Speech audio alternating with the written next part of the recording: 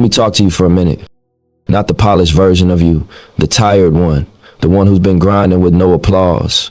The one who's been doubting whether this vision in your head is even real. Here's the truth most people won't tell you. Belief doesn't come first. Action does. Confidence isn't a gift, it's a muscle. And nobody is coming to hand you permission.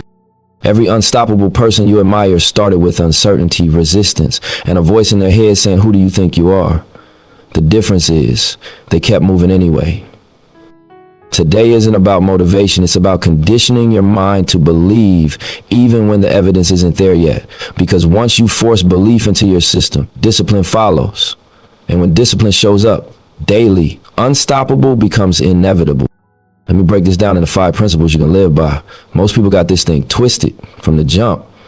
They sitting around waiting to feel ready, waiting on confidence to tap them on the shoulder like it's a reward.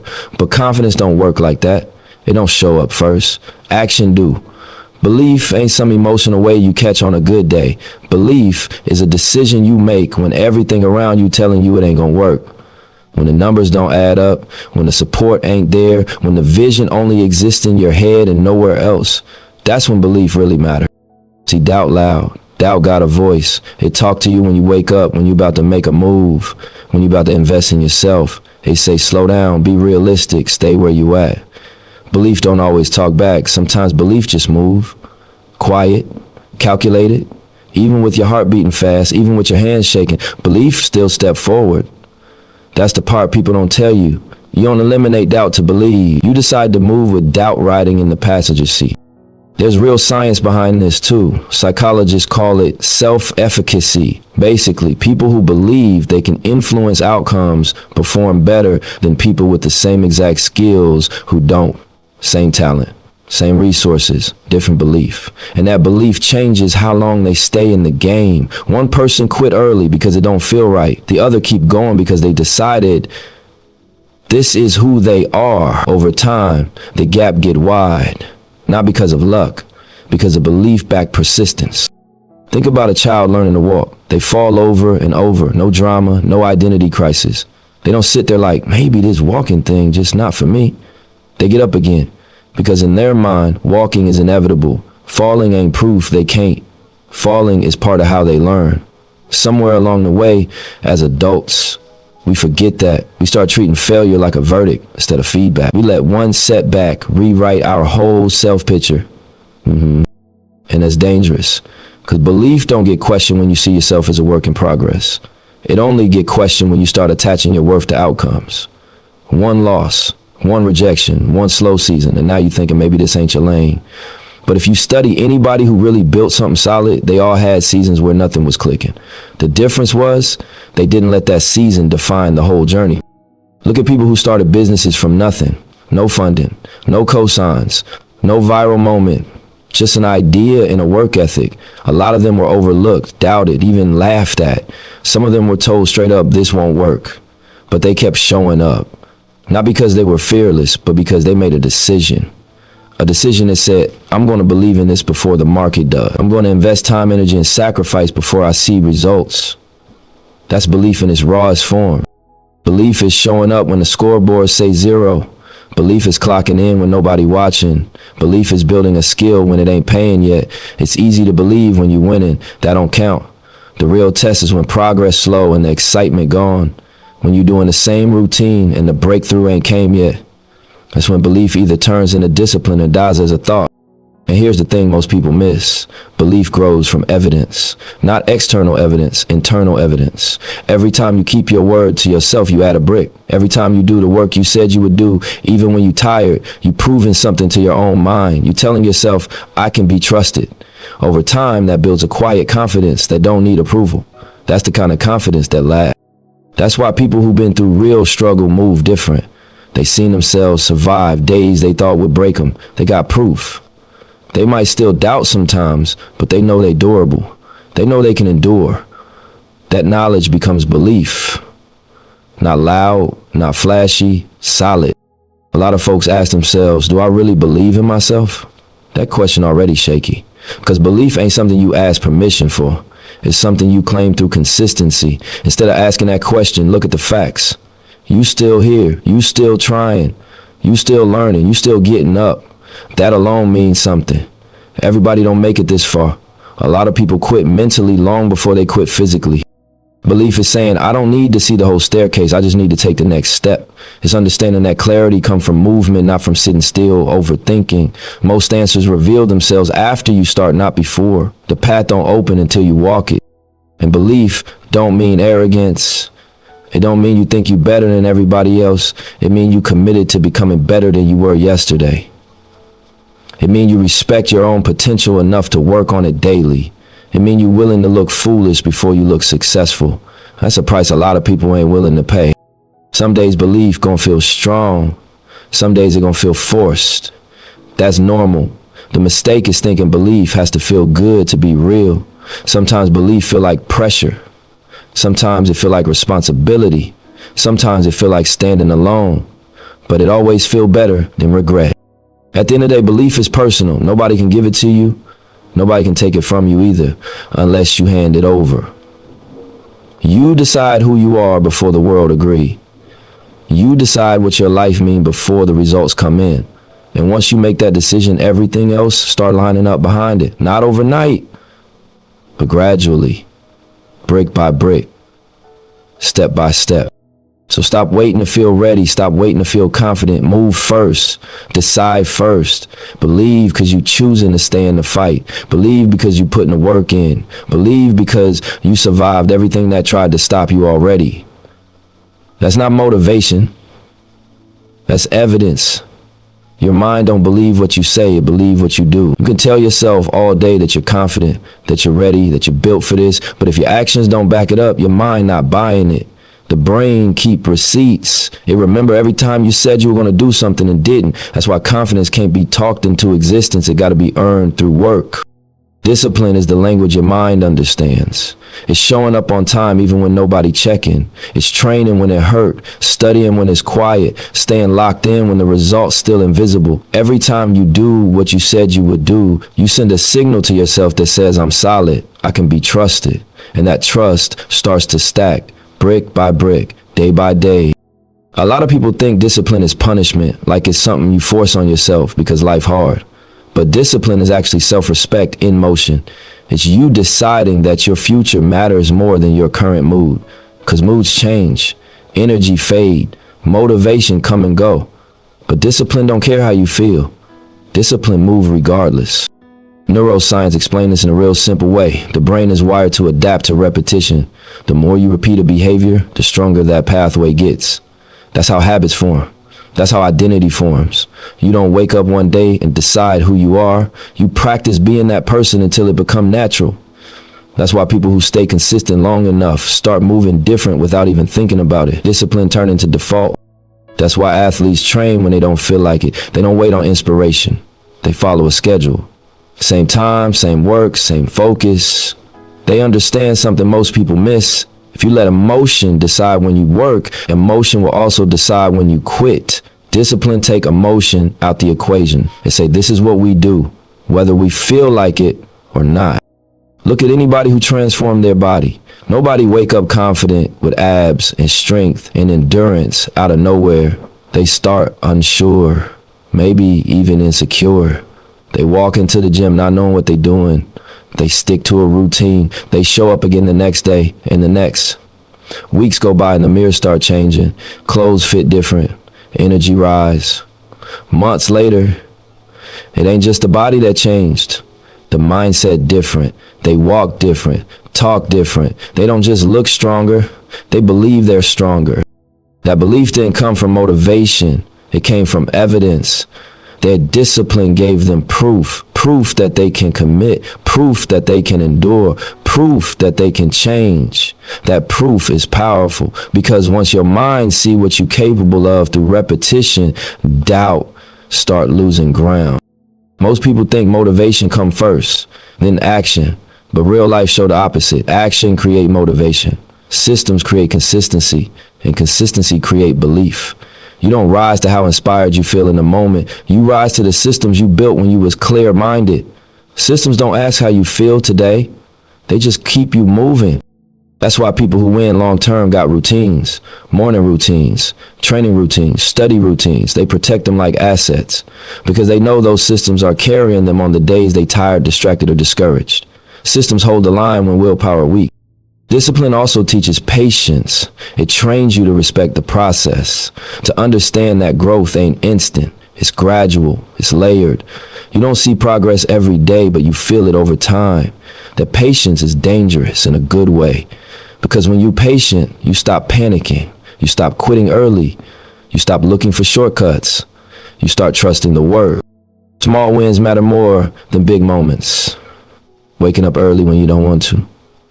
Finishing what you start, choosing progress over comfort. Those wins might not look impressive to anybody else, but your mind sees them all. And every small win takes one argument away from doubt. Doubt say you're lazy. You answer with consistency. Doubt say you won't last. You answer with another day completed. Over time, doubt run out of things to say. Not because you silenced it with positive talk, but because you buried it under results. That's the real flex. Quiet consistency. No announcements, no excuses, just work, stacking on work. Discipline don't mean you never rest. It means you rest on purpose. You recover so you can come back stronger. It means you honest with yourself about what needs to be done, even when it's uncomfortable, especially when it's uncomfortable. Because comfort don't build capacity. Pressure do. When you live like this, belief stop feeling fragile. It stop feeling like something that disappear on bad days. It become grounded, stable. You don't need hype to move. You don't need validation to continue. You know who you are because you proved it to yourself repeatedly. And once you reach that point, confidence don't feel loud. It feel calm. It feel earned. It feel like knowing that no matter what the day bring, you'll handle it. Because you've been handling it, one disciplined choice at a time. You can't grow in soil that poisons you, and a lot of people never realize that's the real reason they feel stuck. They think it's motivation, talent, luck, timing, but most of the time, it's the environment they waking up in every day, the voices they hearing, the energy they absorbing, the standards they surrounded by. Your belief system is not built in isolation. It's shaped daily by what you allow around you. Every conversation you sit through is programming you. Every piece of content you consume is feeding your mindset. Every opinion you replay in your head leaves a mark. Social psychology been proved this over and over. Humans adapt to their surroundings. We mirror behavior. We normalize what we see consistently. That's not weakness. That's biology. That's survival wiring. The danger is when you stay in environments that normalize limitation. If everybody around you complaining, quitting, laughing at discipline, making excuses sound logical, beliefs start to feel unrealistic. Not because you're wrong, but because you're swimming against the current. You start questioning yourself, not because your vision flawed, but because nobody around you reinforcing it. That pressure builds quietly. It wear you down over time. A lot of people lose belief, not in one big moment, but in small doses. A comment here, a joke there, or be realistic every other week. They don't even notice it happening. They just wake up one day feeling smaller than they used to feel, less ambitious, less hungry, less willing to take risks.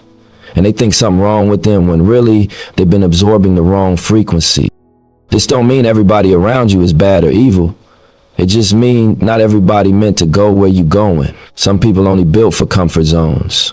Some people scared of growth because it forced them to confront their own potential. When you start moving different, it reminds people of what they not doing. And instead of changing, they try to pull you back to familiar ground. That's why alignment matters more than loyalty. Loyalty to environments that stunt your growth is self-betrayal. You can love people and still need distance from their mindset. Distance ain't disrespect. Distance is discipline. It's you choosing your future over familiarity. Look at athletes. They leave home to train. They change cities, change routines, change circles. Not because they hate where they came from, but because they understand growth requires the right conditions. Nobody questions that. It makes sense. But when it comes to mindset, people feel guilty for doing the same thing. They stay stuck in rooms that don't challenge them and wonder why they're not evolving. Entrepreneurs do it too. They change rooms to change outcomes. They stop hanging around people who only talk about problems and start being around people who talk about solutions. They don't need everybody to understand the vision. They just need the environment to stop draining it. Your environment also includes what you feed your mind in private, what you watch, what you listen to, what you scroll through before bed. That stuff matter. If you constantly consuming negativity, chaos, gossip, and short-term thinking, it's going to show up in how you think. You can't expect long-term focus from short-term inputs. Belief is fragile in the beginning. That's the part people don't respect enough. When your vision first born is not bulletproof yet, it needs protection. It needs reinforcement. It needs space to grow without being attacked by doubt every 5 minutes. Exposing an early vision to the wrong crowd is like planting a seed in concrete. It don't stand a chance. That's why protecting your vision before it's proven is crucial. Not everybody deserves access to your plans. Not everybody needs to know your next move. Silence is strategic. Privacy is powerful. Let your results speak later. Early on, your job is to nurture belief, not defend it. Feed your mind with stories of resilience, people who took losses and kept going, people who played the long game, people who built something slow and solid. Those stories recalibrate what you think is possible.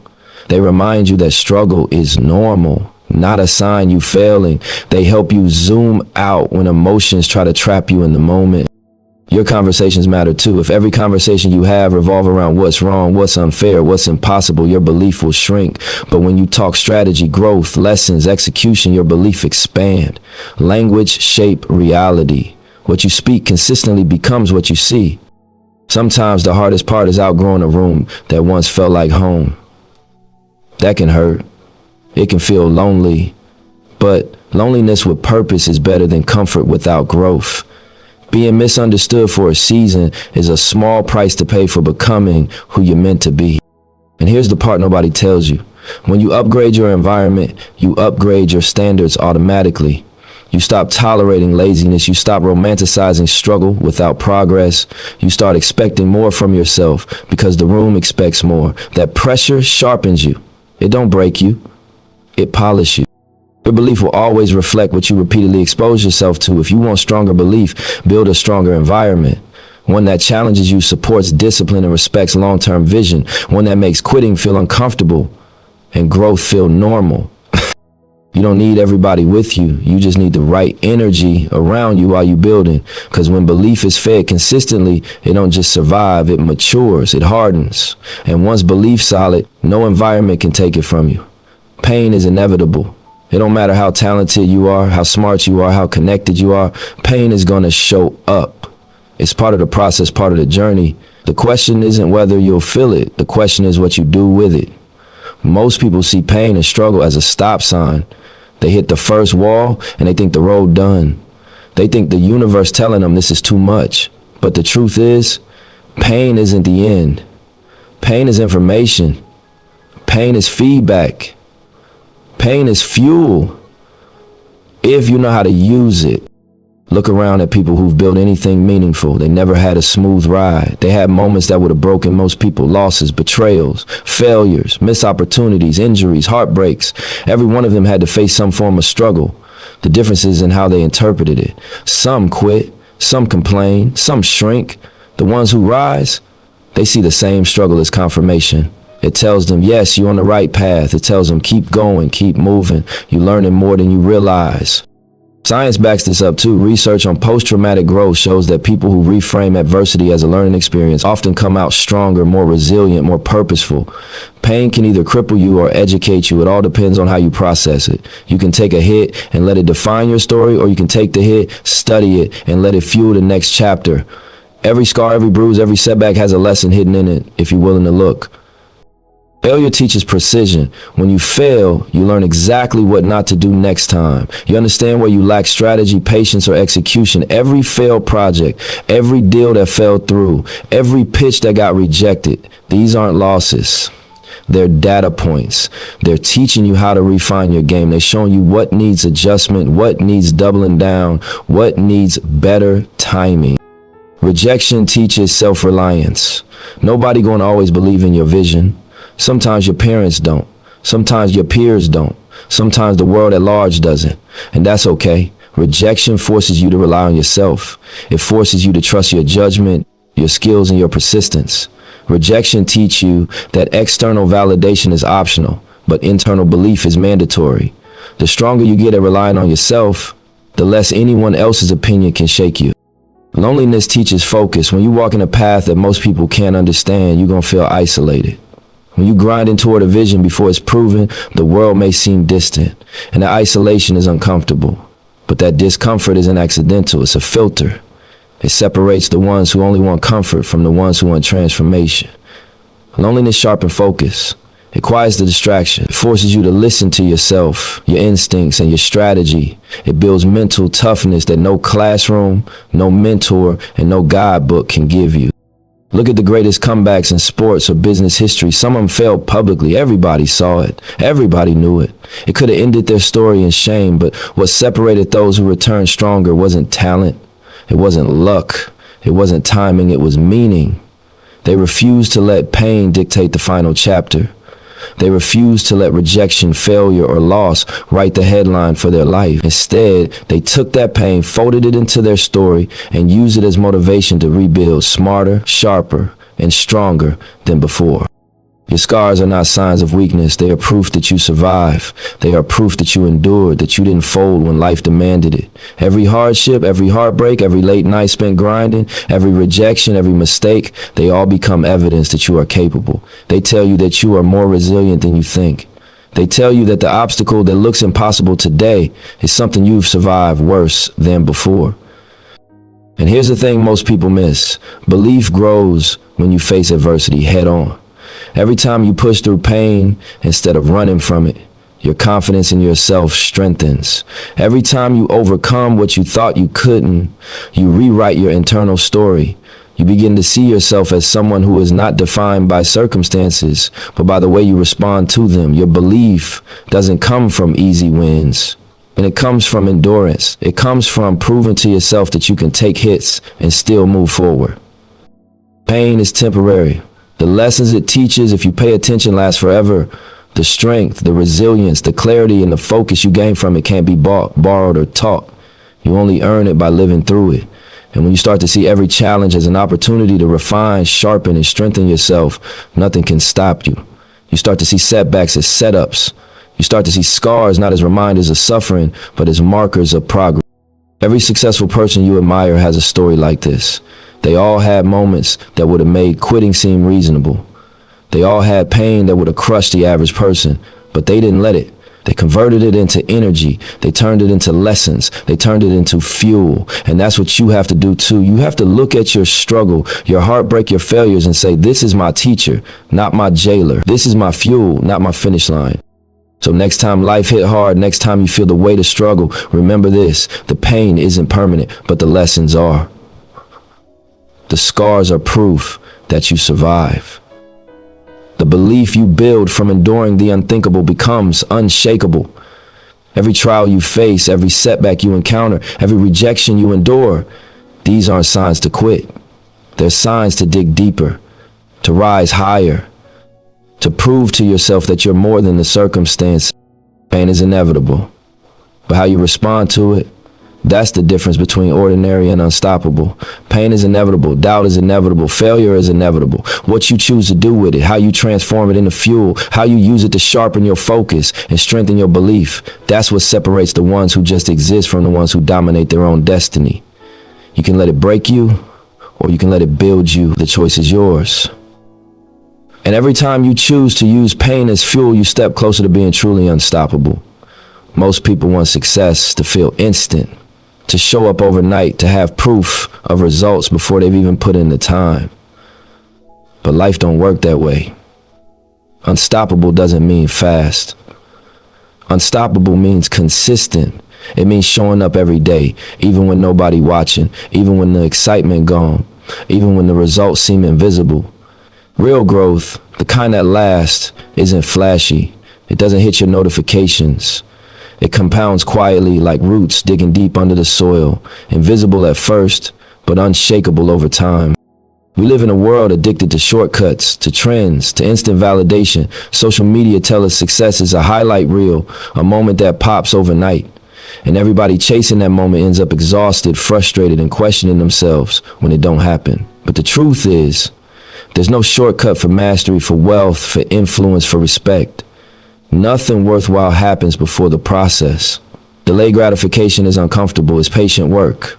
And studies show that the people who can master it, people who can wait, plan, and commit tend to win in the long term. The famous marshmallow experiment proved it years ago. Kids who could wait, who could resist immediate pleasure, ended up with better outcomes in life. That same principle applies to every adult vision, every goal, every dream. You don't need overnight results. What you need is daily alignment. The little things you do consistently, day after day, eventually add up to something extraordinary. Every choice, every small win, every disciplined action is compounding. That's how you stack belief. That's how you build momentum. That's how you become unstoppable. Look at the so-called overnight successes, the ones people point to and say, wow, they just blew up. Most of them worked for years in silence. They studied, they practiced, they failed, they adjusted. Nobody saw the early mornings, the late nights, the sacrifices, the moments of doubt, the moments when nobody believed. That overnight moment is just a public unveiling of a process that's been happening for years. What looked sudden to the outside world was slow, intentional, consistent work behind the scenes. And that consistency created a foundation strong enough to carry them through the chaos that followed. Committing to the long game changes your perspective.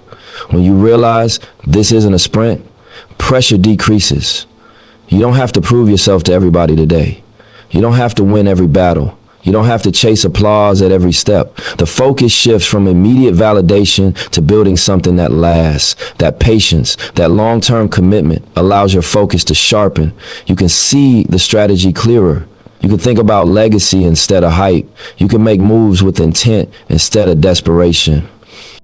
Belief stabilizes when you commit to the long game, when your identity is built on the process and not on the results of the week or month. Your confidence stops swinging like the stock market. It becomes grounded. You start trusting that the consistent work you put in today is setting up tomorrow. You start respecting the journey, even when it's invisible to everyone else. You learn to enjoy the process rather than obsessing over the outcome. Consistency over time is a multiplier. Small habits, repeated daily, eventually become unstoppable forces. Saving a little, learning a little, practicing a little, showing discipline a little every day, all of that stacks. The compounding effect of commitment is invisible at first, but eventually it's undeniable. The person who sticks it out, who doesn't rush, who trusts the process, will always outperform the one looking for a shortcut.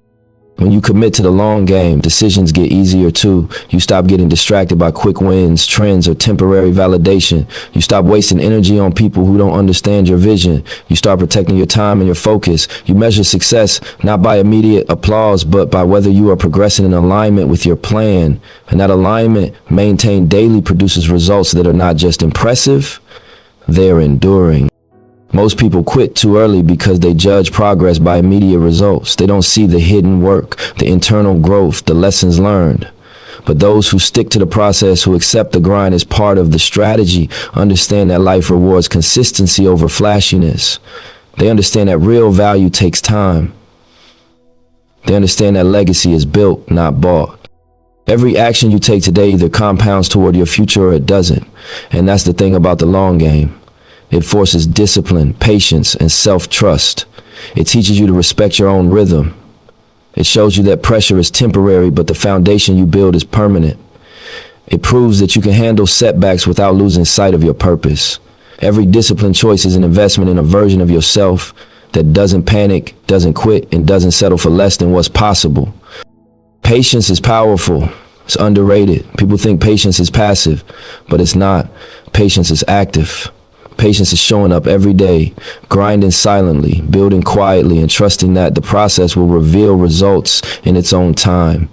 Patience is strength, disguised as stillness. And the longer you commit to this approach, the more unstoppable you become. When you stop rushing, you also start noticing the quality of your work. You become intentional. You see the details that matter.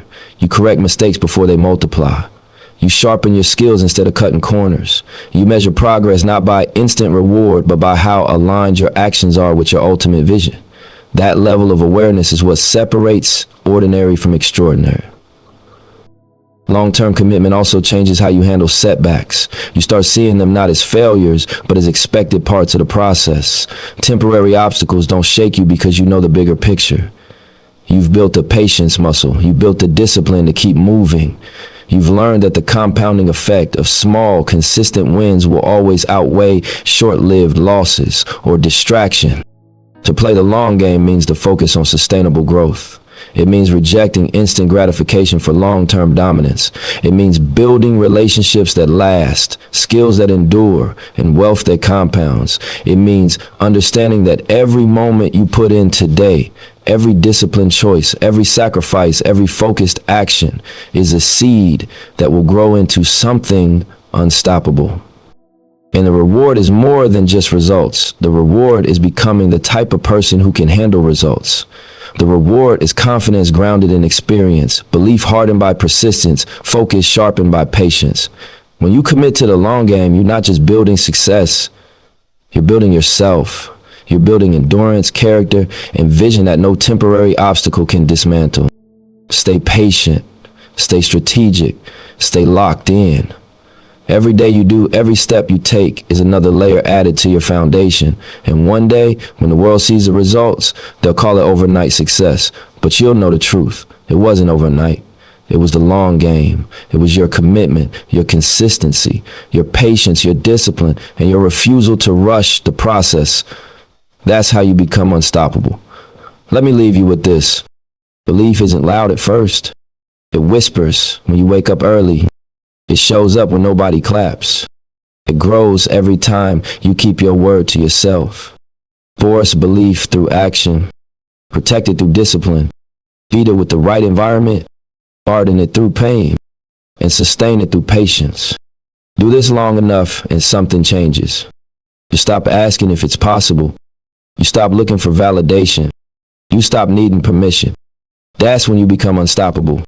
Not because the world changed, but because you did.